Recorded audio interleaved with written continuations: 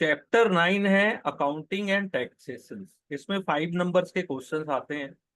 इसको केवल हाईलाइट या डिटेल में आप अगर उतना ना जाए तो अकाउंटिंग स्टैंडर्ड बस याद रखेंगे तो भी काम चल जाएगा। ठीक है। सर ये तो सिर्फ इक्विटी से रिलेटेड होगा ना, मतलब जो इक्विटी में नहीं, long term derivative short term. Derivative में भी तो होता है ना। टैक्सेशन और डेरिवेटिव में भी होता हाँ हाँ हाँ हाँ। है। तो अकाउंटिंग फॉरवर्ड कॉन्ट्रैक्ट में कैसे होती है? अकाउंटिंग स्टैंडर्ड 11 को फॉलो किया जाता है। ठीक है। और when forward contract is for hedging, ठीक है, जब फॉरवर्ड कॉन्ट्रैक्ट को हेजिंग के लिए यूज किया जाता है, द प्रीमियम और डिस्काउंट, ठीक है, और difference between value at spot price and forward should be amortized over the life of the contract. ठीक है। Exchange difference between the value of settlement date and reporting date and value at previous reporting date and inception of contract। जो आपका साल भर का PNL होगा last year, यानी कि पूरे साल का, वो अगर ये समझा जाए तो recognise as a PNL of statement of the year. जी sir. Profit and loss on cancellations, renewal of forward contract, उसको प्रॉफिट एंड लॉस में इंक्लूड किया जाएगा।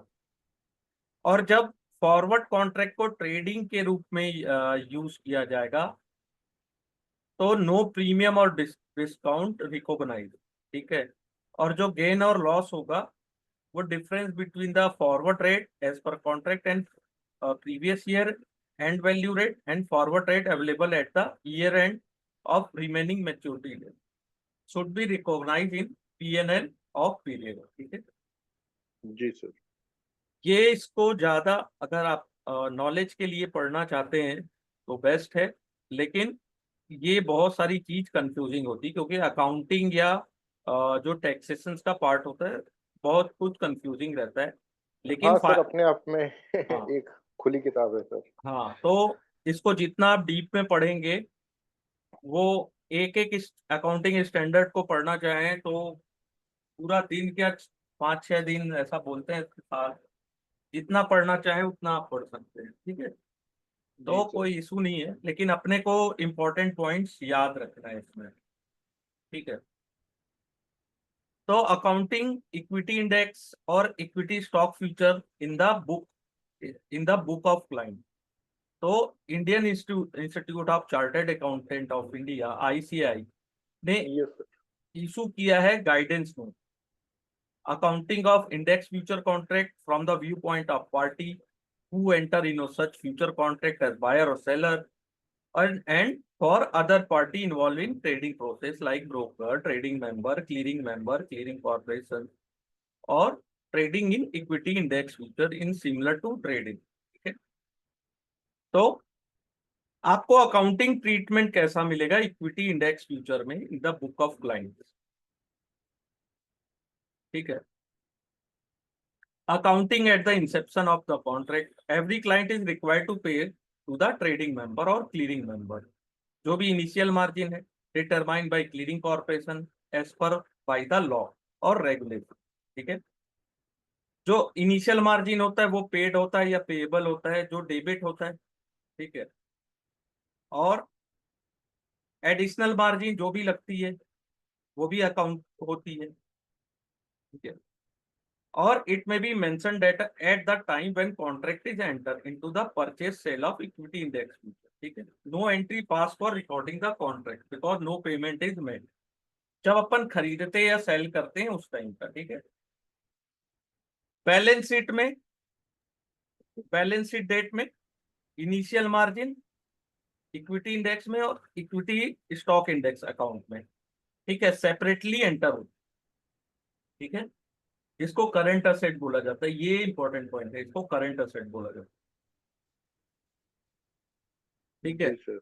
Where any amount has been paid in excess of initial और additional margin, उसको भी, जो access deposit करते हैं उसको भी सेपरेटली डिस्क्लोज किया जाता है as a deposit under current affairs. ये इंपॉर्टेंट पॉइंट है।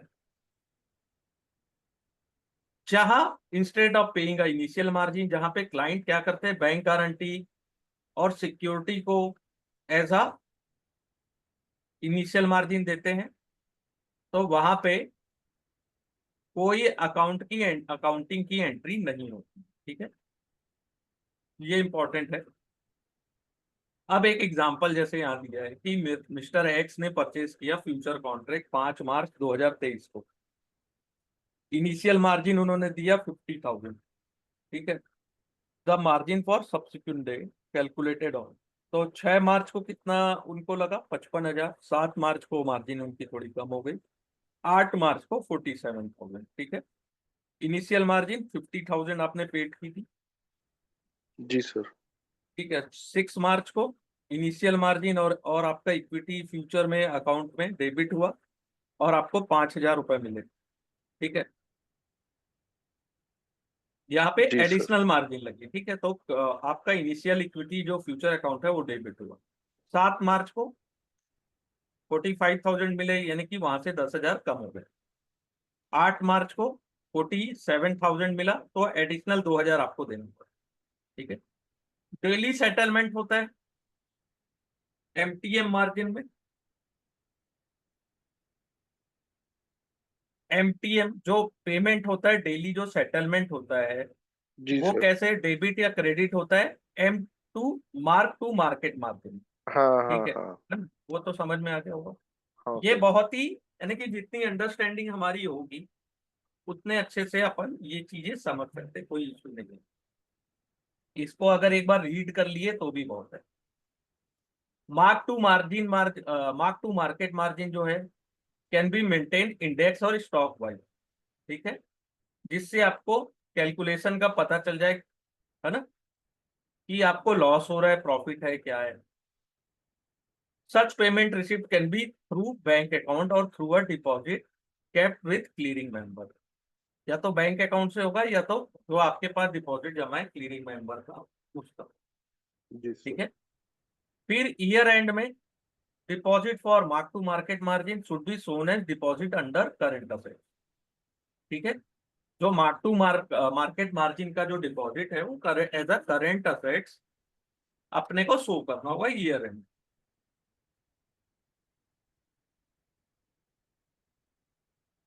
Accounting for open interest as on balance sheet. Open interest आप समझ गए। जी sir. Debit credit balance in mark to market, वो कहाँ पे जाएगा, इक्विटी इंडेक्स है, इक्विटी स्टॉक फ्यूचर अकाउंट पे। जो भी नेट अमाउंट पेड हुआ या रिसीव किया on the basis of movement of stock. Keeping in view prudence principle, provision should be created by debit to the profit and loss account for anticipated loss equivalent to the debit balance in mark to market margin account. ठीक है, ये बहुत simple सी चीजें हैं, बस अपन एक बार इसको read करते जा रहे हैं तो समझ में आते जा रहे हैं, और कुछ भी नहीं। Net amount receive represent by client credit balance in the mark to market margin account. ठीक है, anticipated profit should be ignore और no credit for the same. Anticipated वाला नहीं, जो आपने रिसीव किया, जो एग्जैक्टली आप रिसीव किए वो। Debit balance in the mark MTM margin account, net payment made to the broker, और should be shown under the head current asset loan and advance in balance। ठीक है, on other hand credit balance in the said account, the net amount received from the broker should be shown as current liability। तो वो current liability में paid होगा। ठीक है, जी sir. वो शो होगा। ठीक है, ये इसका एक एग्जांपल दिया है। फाइनल सेटलमेंट में जब एक्सपायरी आ गई, स्क्वायर ऑफ करना है अपने को, तो वहां पे कैसे करेंगे। At the expiry of series of equity index future, the profit and loss on final settlement of the contract in the series should be calculated between the difference between final settlement और contract price of all contract। तो जो भी final settlement होता है और जो contract का price होता है उसके बीच का जो डिफरेंस है उसमें सेटल होता है, ये तो अपने को पता है।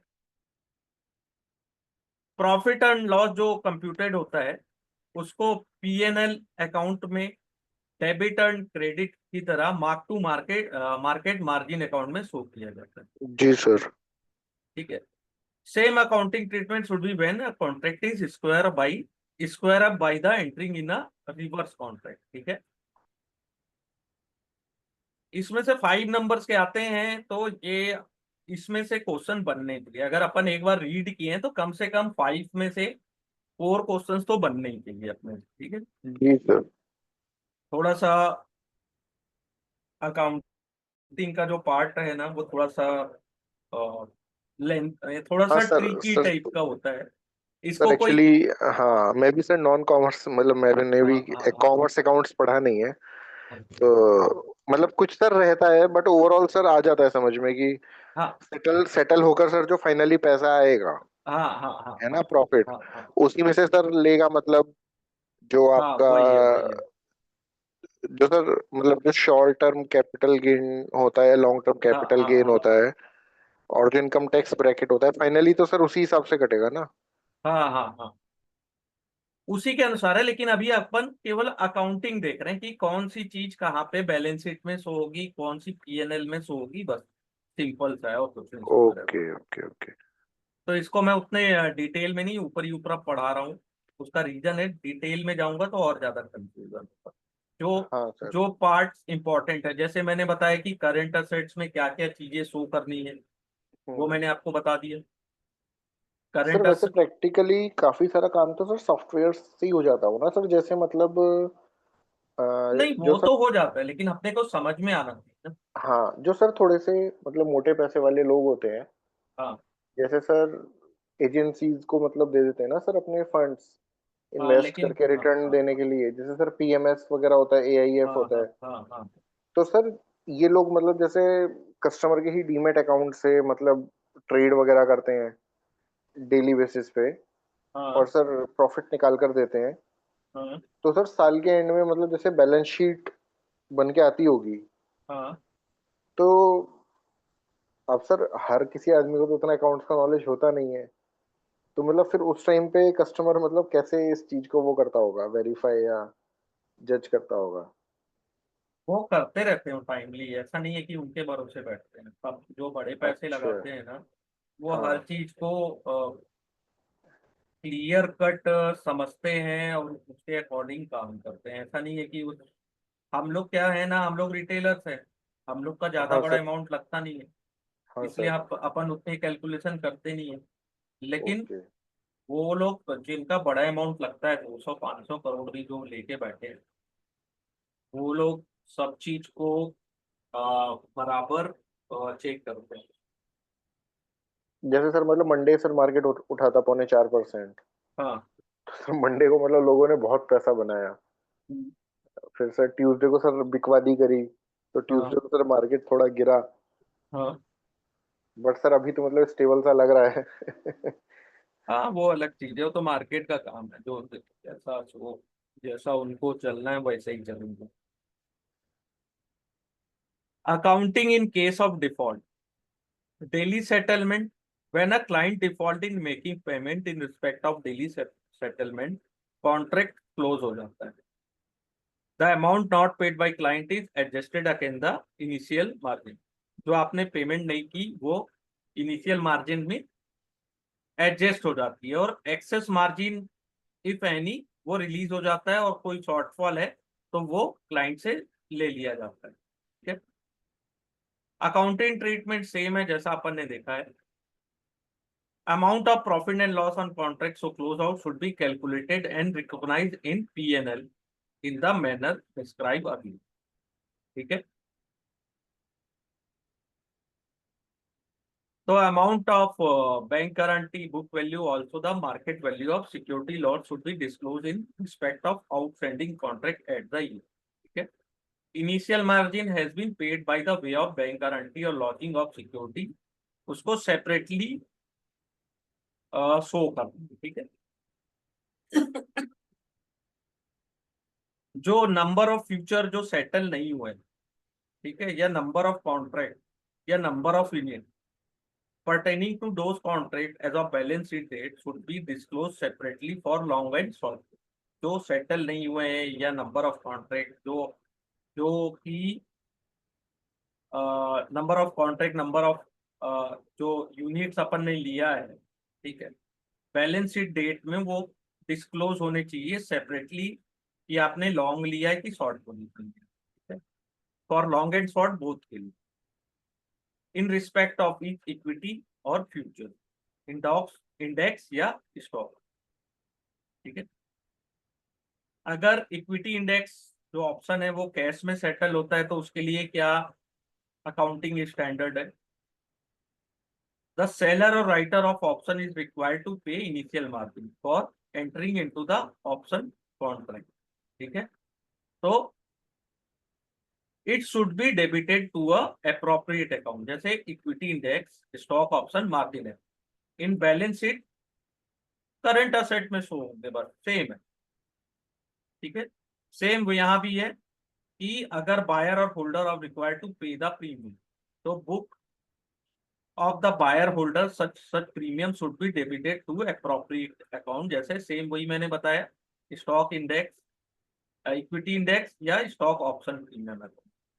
जी sir. In the book of seller writer such premium receive, अगर आप सेलर और राइटर हो तो आपने प्रीमियम रिसीव किया, ठीक है, तो उसको भी अप्रोप्रिएट अकाउंट में क्रेडिट करना है, इक्विटी इंडेक्स और स्टॉक ऑप्शन प्रीमियम अकाउंट जिसको बोलते हैं। बहुत ही सिंपल है, बस इसको रीड करते जा रहे हैं तो समझ में आ रहा है।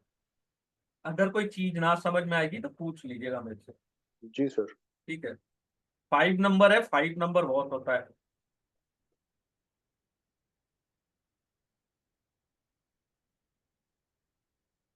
Accounting at the time of payment and receipt of margin, तो सेम है, क्रेडिट और डेबिट होता है इक्विटी इंडेक्स या स्टॉक ऑप्शन मार्जिन अकाउंट, ठीक है।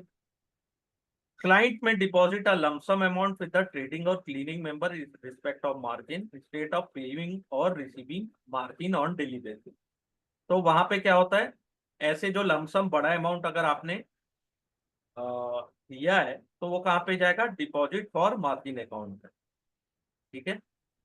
एट द ईयर एंड जो भी डिपॉजिट फॉर मार्जिन अकाउंट में जो पैसे होंगे वो इसमें शो होंगे करंट असेट्स, ठीक है। ओपन इंटरेस्ट सेम वही है, इक्विटी इंडेक्स और स्टॉक ऑप्शन प्रीमियम अकाउंट में शो होंगे एज अ करंट असेट या करंट लाइन, ठीक है।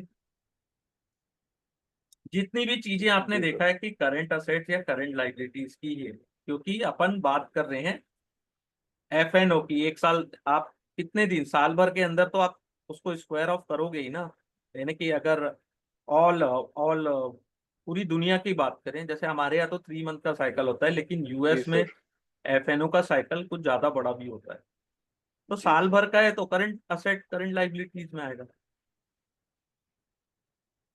और जब कैलकुलेशन करते हैं provision for loss stock wise index wise, ठीक है, in book of buyer and holder provision should be made for amount by which premium paid for the option exceed the premium prevailing on the balance sheet. Excess of premium prevailing in market or balance sheet dated over the premium paid is not recognized on consideration of prudence.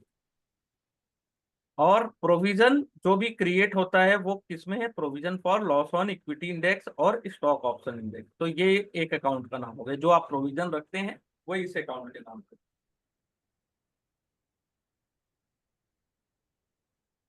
Book of seller and writer, the provision should be made for amount by which premium prevailing on balance sheet exceed the premium received from that option, ठीक है। Seller और writer, जैसे आपने premium जितनी receive उससे ज्यादा अगर premium भागने लगा तो वहां पे एक प्रोविजन इन्होंने बना के रखा। सेम है, जो भी प्रोविजन बनेगी provision for loss on equity index या स्टॉक ऑप्शन अकाउंट्स में। जी final sir. Settlement in the book of buyer और होल्डर, तो बायर और holder recognise premium as expense in PNL stock, profit and loss account में जो buyer है या होल्डर है ऑप्शन का वो कैसे शो करेगा प्रीमियम को as a expense on the exercise of option या तो बायर रिसीव करेगा favourable difference between the final settlement price, ठीक है, ऑन द एक्सरसाइज एक्सपायरी और strike price, which will be recognise as income. ठीक है, जो सेटल डिफरेंस जो प्राइस मिलेगा वो एज अ इनकम वो उसको शो करेगा। ठीक है, प्रीमियम से ऊपर गया तो सेलर में क्या होगा, जस्ट उल्टा, प्रीमियम इनकम होगी और जो ऊपर जाएगा वो उनका एक्सपेंस होगा। जी सर। ठीक, सेलर में क्या होगा, प्रीमियम इनकम होगी जो अपन ने जनरेट की, और इन प्रीमियम से ऊपर अगर गया तो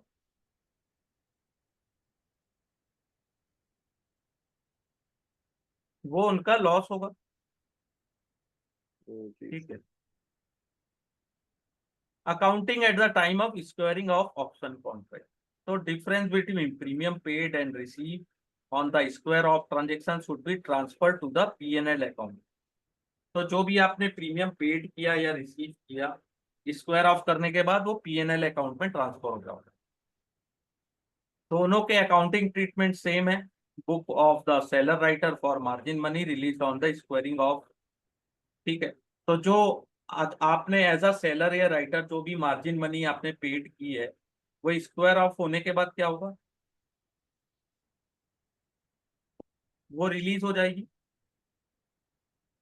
for working out P&L in case of outstanding multiple option of the same stock with the same strike और सेम एक्सपायरी, इसमें weightage average method should be follow on square off the transaction are exercise before the expiry. ठीक है, जी sir. थोड़ा boring है क्या, ये ज्यादा बोरिंग है? नहीं लेकिन बस सर थोड़ा सा ये है कि हाँ, मैंने सर अकाउंटिंग कभी पढ़ी ही नहीं, और सर जब पढ़ने कोई की दिक्कत कोशिश नहीं। करी ना तो मतलब हाँ, सर के ऊपर से निकल गए। तो मतलब ये सर एरिया मेरा थोड़ा सा वीक है, कोई अकाउंटिंग वाला। कोई दिक्कत नहीं, इसको बस सीखते चलिए, धीरे धीरे कुछ ना कुछ तो समझ में आने लगेगा। और एकदम डिटेल तो जाना नहीं है अपने को। ठीक है, अपने को CA नहीं बनना है, अपने को इतने नॉलेज रहे कि अपन F&O से रिलेटेड जितने भी जो भी चीजें होती है वो अपने को पता रहे। ठीक है, जी सर। ये प्रैक्टिकली भी कहीं काम नहीं आता है, क्योंकि आप जैसा अपन बात है कि सिस्टम में सब चीज ऑलरेडी है। अपन को बस जो भी हमारा ब्रोकर होता है वो अपने को सेंड कर देता है। ठीक है, और सब चीजें ऑनलाइन अवेलेबल है, जहाँ एक क्लिक की ये सब आ जाता है। Accounting treatment in respect of equity stock option in case of delivery settle, accounting entry are at the time of inspection, payment and receipt of margin and open option at the balance sheet date will the same as those in case of cash settle। ठीक है, time of final settlement, जो भी option expire and exercise, जो भी option expire हुआ जिसको exercise नहीं किए, द काउंटिंग एंट्री उसके लिए, जो कैश सेटलमेंट ऑप्शन के लिए जो अपन ने अकाउंटिंग प्रोसेस एंट्री क्रिएट की, सेम इनके लिए भी क्रिएट करेंगे। अगर अपन ने ऑप्शन को एक्सरसाइज किया तो शेयर ट्रांसफर हो जाएंगे in consideration of cash at the strike price, और accounting treatment will be recommended in the following paragraph. अगर अपन ने एक्सरसाइज किया, कॉल ऑप्शन का जो बायर है वो शेयर रिसीव करेंगे। ठीक है, और द बायर और holder should debit the relevant equity share account and credit cash and bank account. ये बहुत इंपॉर्टेंट है, इसको याद रखिएगा, यहां से क्वेश्चन आता है। ठीक है, और होल्डर क्या करेंगे, पुट बाय ऑप्शन है बायर, वो क्या करेंगे, वो डिलीवर करेंगे शेयर्स। ठीक है, जी सर। और उनको क्या मिलेगा, credit the relevant equity share account और debit cash and bank. Debit होगा कैश और क्रेडिट होगा इक्विटी शेयर अकाउंट। सेलर के लिए जस्ट उल्टा होगा, सेलर ऑप्शन कॉल सेलर क्या करेंगे, डिलीवर करेंगे शेयर्स। ठीक है, तो उनका जो इक्विटी शेयर अकाउंट है वो क्रेडिट होगा और कैश अकाउंट है वो डेबिट होगा। पुट ऑप्शन ऑप्शन का जो सेलर है वो क्या करेंगे, इक्विटी शेयर रिसीव करेंगे। ठीक है, और जो उनका डेबिट होगा वो होगा इक्विटी शेयर अकाउंट, और क्रेडिट होगा कैश। ठीक है, ये आ सकता है, ये आता है यहाँ से जो मैं बता रहा हूँ। बहुत इजी है, बस समझना है आपको अपने को।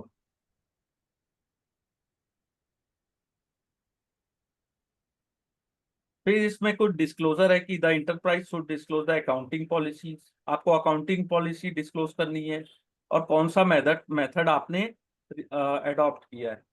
Criteria for recognition and basis of measurement apply for equity index option and equity stock.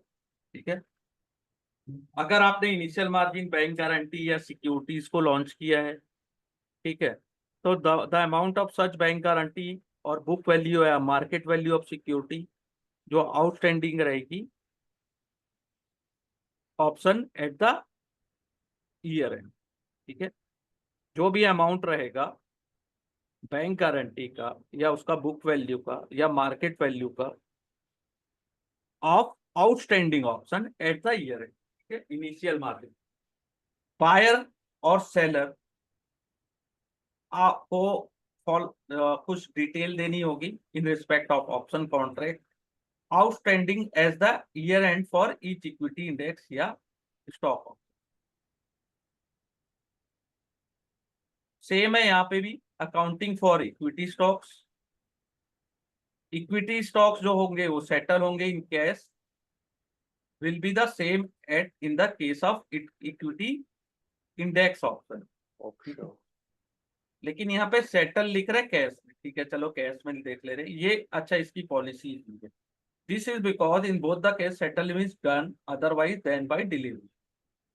ठीक है, तो यहाँ पे कैश में सेटल होगा, और अगर डिलीवरी में होता है तो accounting entry at the time of inspection, daily receipt payment of margin, open option at the balance sheet date will be the same at date in the case of cash settle option।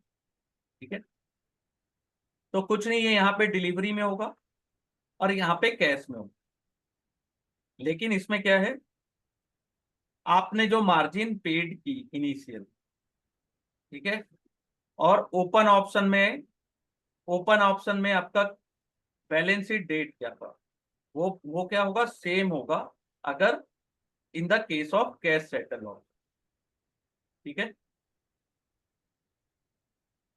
जब आप accounting entries को Inception करोगे, उसको check करोगे, तो daily receipt या payment की margin और open option at the balance sheet date, जैसा अपन ने कैश सेटल में किया सेम ऐसी यहाँ पे।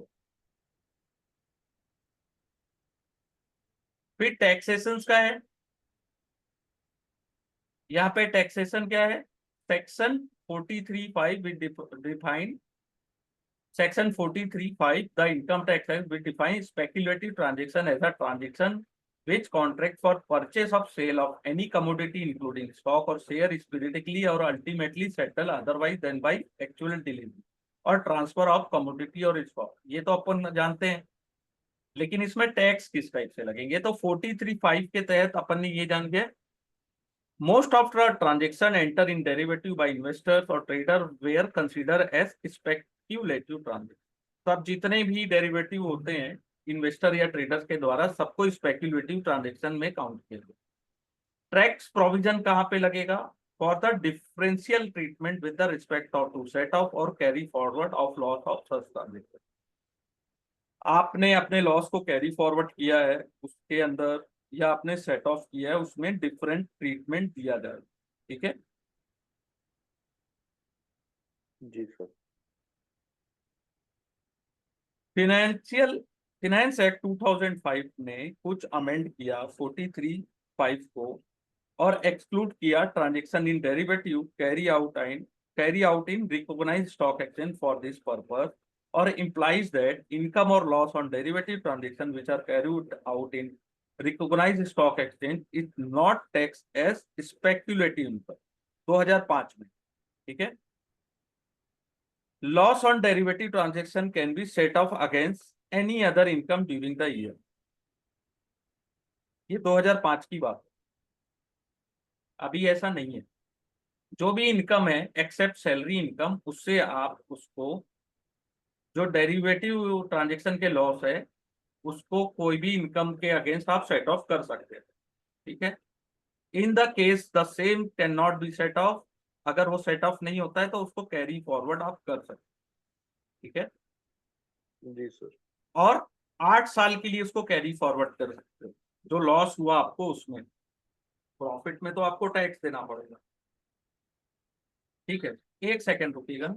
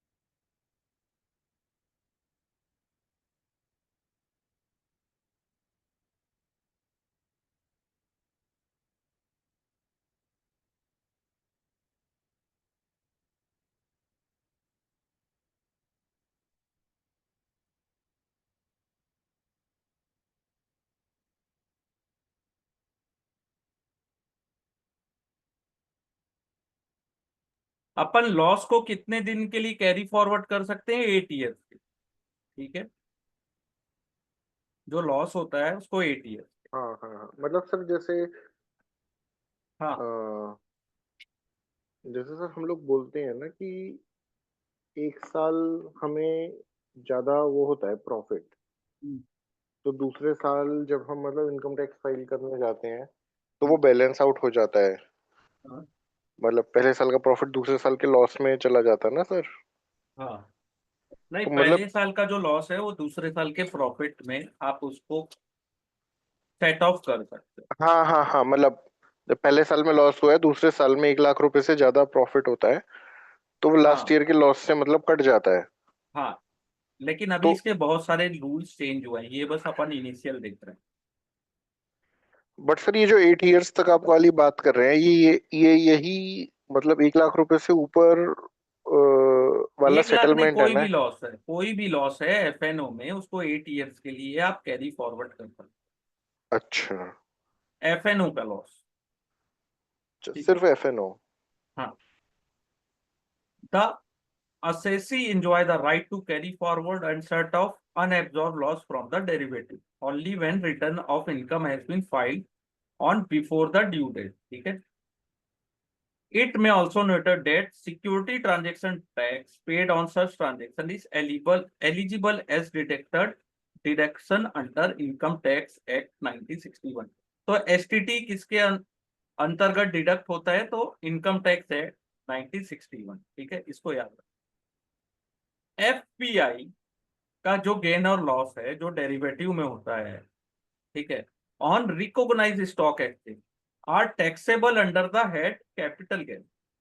ठीक है। वो टैक्सेबल है as as per head of capital gain, ये याद रखें। ठीक है। Majority of derivative contract traded on stock exchange have a maturity up to 3 month. तो गेन और loss arising on FNO trade are generally taxable as short term capital gain और loss. तो ये शॉर्ट टर्म कैपिटल गेन में क्या होता है, क्योंकि 3 महीने से ज्यादा का तो मेच्योरिटी होता ही नहीं, और लॉन्ग टर्म कैपिटल यानी 1 साल से ऊपर। ठीक है।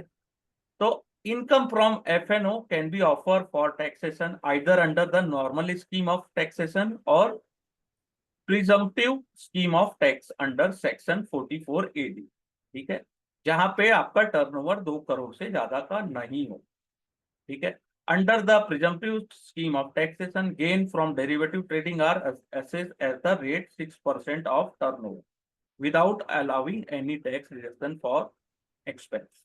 तो 2 करोड़ से कम का टर्नओवर होना चाहिए, तो जो आपका टैक्स रेट है वो 6% ऑफ द टर्नओवर विदाउट, ठीक है, allowing any tax deduction for expense. तो ये याद रखने चीज है सेक्शन, ठीक है। अब ये दिया गया है आपका सर टर्नओवर ये 10। 6% वाला सर समझ नहीं आया, एक बार फिर से बता दीजिए। जो टर्नओवर है, gain from derivative trading are assessed at the rate of 6% of the turnover without allowing any tax deduction for expenses. तो 6% होना चाहिए, ठीक है, जो आपका गेन है, ठीक है, जो आपने डेरिवेटिव ट्रेडिंग से जो गेन आपको हुआ वो जी छह सर। परसेंट है ना, उसका टर्नओवर का 6%, जो 2 करोड़ से कम है, ठीक है, मतलब दो सर करोड़ से कम होने पे ये जो छह प्रॉफिट। परसेंट है ये हाँ प्रॉफिट का है ना? हाँ, लेकिन ये ऐसा होता नहीं है ना। आप एफएनओ में आप ट्रेड करते हो तो एक कॉन्ट्रैक्ट कितने कितने का होता है, एक एक कॉन्ट्रैक्ट का जो टर्नओवर आपने चेक किया है कितने का होता है? नहीं सर, मैंने तो आज तक हाँ कभी किया ही नहीं है सर। हाँ, ये अभी बहुत सारी चीजें इसमें चेंज हो गई है। अच्छा।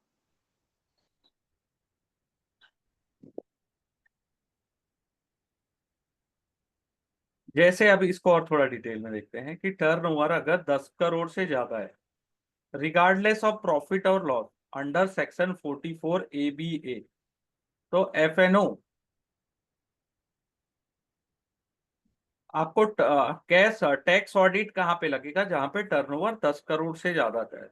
आपका प्रॉफिट और लॉस हुआ है उससे मतलब नहीं है, 10 करोड़ से ज्यादा का टर्नओवर है तो टैक्स ऑडिट लगेगा। लेकिन एफएनओ का टर्नओवर 2 करोड़ से कम है और आपने डिक्लेयर किया प्रॉफिट ऑफ एटलीस्ट 6% और मोर ऑफ टर्नओवर, टर्नओवर का 6% जो है आपने प्रॉफिट डिक्लेयर किया, ठीक है, पर टर्नओवर का 6%, ठीक है, तो वहां पे आपको टैक्स ऑडिट नहीं लगेगा। और आपका टर्नओवर 2 करोड़ से 10 करोड़ के बीच में है, ठीक है, without presumptive taxation and profit are less than 6% of the turnover. Turnover का 6% अगर आप प्रॉफिट नहीं बनाते हो या उससे कम बनाते हो और आपका टर्नओवर है 2 करोड़, ठीक है, और 10 करोड़ के बीच में, और 95% ट्रांजेक्शन आपका डिजिटल है, तो आपको टैक्स ऑडिट की जरूरत नहीं, रिगार्डलेस ऑफ प्रॉफिट और लॉस। ये क्लियर हुआ? जी इजी है, सर। इसको एक बार दो बार अगर आप अपन रीड करते हैं ना तो बहुत सारी चीज क्लियर हो जाती है। होता क्या है ना कि अपन अपन जैसे ट्रेड नहीं किए हैं या एफएनओ में न्यू रहते हैं तो कुछ चीजें डाउट वाली होती है। एक्सेप्ट कर रहा हूँ मैं, जब मैंने स्टार्ट किया था तो मुझे तो ऑप्शन ही क्या है, कॉल और पुट समझने में ही बहुत समय लगा था, क्योंकि उस समय हाँ कोई सर, सिखाने मुझे भी वाला नहीं। लगा सर। हाँ, हाँ हाँ। वो कोई प्रॉब्लम नहीं है, लेकिन अपन का ऐसा नहीं है कि अरे कॉल और पुट समझ नहीं आ रहा है तो ठीक है अपन ट्रेड यानी कि सीखना ही छोड़ दिया, धीरे धीरे सब आ नहीं जाता है। नहीं नहीं, ये तो सर बार बार पढ़ेंगे सुनेंगे तभी आएगा। सुनते रहो, कुछ अच्छे लेक्चर देखते रहो यूट्यूब में, तो बहुत सारी चीजें क्लियर हो जाती हैं। आप। फिर सिक्योरिटी ट्रांजेक्शन टैक्स, ये कैसे लगता है? अगर आप सेल कर रहे हैं ऑप्शन को इन सिक्योरिटी तो एसटीटी रेट है 0.10। पे कौन करता है? Sale. Sale of option in securities, जहां पे ऑप्शन एक्सरसाइज हो गया तो एसटीटी रेट लगेगा 0.125। ये कौन करेगा? Purchaser. Sale of future in securities, तो वहां पे कौन पेबल करेगा? सेलर। ये बस इतना ही देखना है सिक्योरिटी ट्रांजेक्शन टैक्स। ये टैक्स रेट देखना है और इसका full form security transaction tax, इसका फुल फॉर्म भी आ जाता है कहीं, ठीक है। और कुछ नहीं देखना है। सिक्योरिटी ट्रांजेक्शन टैक्स क्या है? जो अपन बाय परचेस और सेल करते हैं सिक्योरिटी में लिस्टेड स्टॉक एक्सचेंज में, तो जी एसटीटी सर। क्या है? Levy on transaction involving equity derivative equity oriented mutual fund in case of derivative transaction exchange on which the transaction took place at required to collect the STT and remit the same to the government. Government के पास जाता है और कुछ नहीं, आपने उस security को में ट्रांजेक्शन किया तो पैसे दो। और हमारे यहाँ एसटीटी भी है, और long term short term gain भी है, तो उसमें भी टैक्स है, कि जीएसटी भी है, और ब्रोकर को जो देते हैं वो भी है। तो बहुत सारे टैक्स हैं हमारे यहाँ तो देश में। ठीक है। Value of taxable security transaction related to option in security shall be the option premium in case of sale of option in security. ठीक है। एक्सचेंज में एसटीटी कैसे लगता है? जितने भी आपने ट्रांजेक्शन सेल किए, चाहे फ्यूचर या ऑप्शन, उसमें purpose of STT is future trade is value और actual traded price and option traded is valued at premium. जो भी अपन ने एसटीटी का ये जो लिस्ट है उसके अकॉर्डिंग ही एसटीटी लगेगा। ठीक है। STT payable by clearing member is the sum total of STT payable by all trading member clearing under him. ठीक है। The trading member liability is the aggregate STT liability of client और trading through. ठीक है। बहुत कुछ नहीं था, लेकिन जो भी है बहुत इंपॉर्टेंट। तो जितने मैंने इंपॉर्टेंट पॉइंट्स बताए हैं ना, उसको देख लीजिए आप।